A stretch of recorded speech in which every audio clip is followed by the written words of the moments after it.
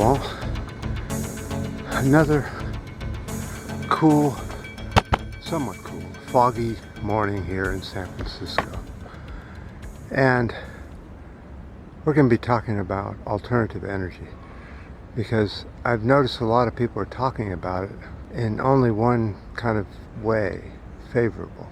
There's some unfavorable stuff to renewables. We're going to talk about that right up here.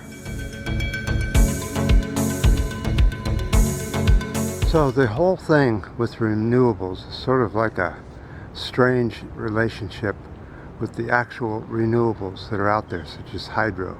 But wind and solar aren't really renewables because of the manufacturing. To make a solar panel, you'll use up more energy and carbon output than you will get out of the panel. So it's a net negative right now. Now wind turbines are a different story. They're a net positive because they do deliver a lot of energy for a small amount of material and very little maintenance that's necessary. But it's also made from fossil fuels. So as we build more and more of these wind turbines and solar panel farms, a little bit and some hydro, then take away the coal and the natural gas production, and you're left with a kind of a strange thing, aren't you? Because the renewables are really starting to become renewable. They'll be at this scale where they cross each other. The renewables, which are down here right now, will come up and bypass all the fossil fuel generation of electricity. And as far as how to run your fleet on electricity, that's going to be a lot more difficult and much more expensive. You're going to have to go all rail, pretty much, or high-speed tube transport, which doesn't seem to be taking off or anything. Not much going on with that, which I wish it would, because it's a really good way of transporting. But anyway, so with the high-speed tube transport and the rail systems, you can actually take most of the gasoline and diesel generation off-grid too. So it is going to take some time, but it does look like it eventually will happen. Of course, money has everything to do with it.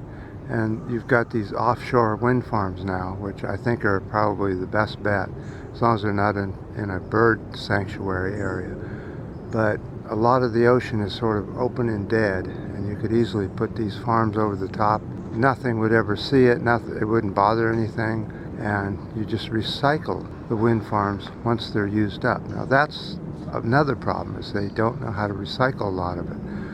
If the base of the windmill is made of steel, it's very easy to recycle. But if it's made of fiberglass right now, like the turbines are, it's bad because the turbines are usually just buried in the ground and forgotten about.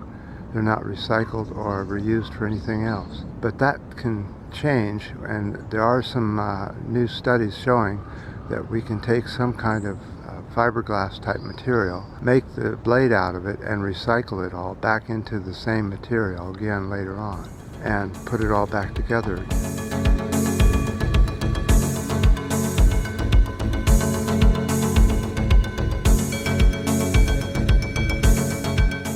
So that's the direction we need to go, and it's only going to go there with the finances paid for by somebody else.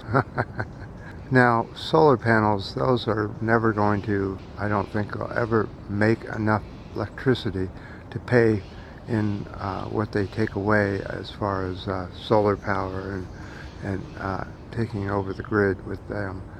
It uses a lot of material to build a solar panel, and the material needs to be made out of silicon or silica, because we have so much of that on the planet. We could easily make them out of that.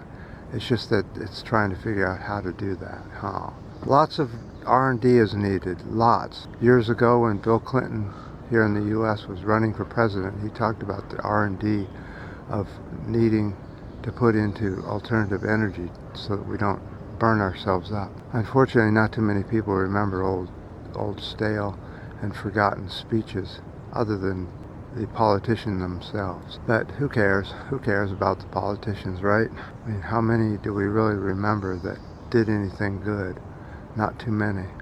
They all seem to go the wrong way eventually as the funny money gets into their pockets. It's amazing what you can do with funny money. Alright guys, that's it. So renewables aren't really renewable because of the using of fossil fuel, but eventually they'll cross and they will become the dominant energy source, and it will actually build the renewables themselves with the renewable energy. I think it's time to get on the bandwagon of renewables.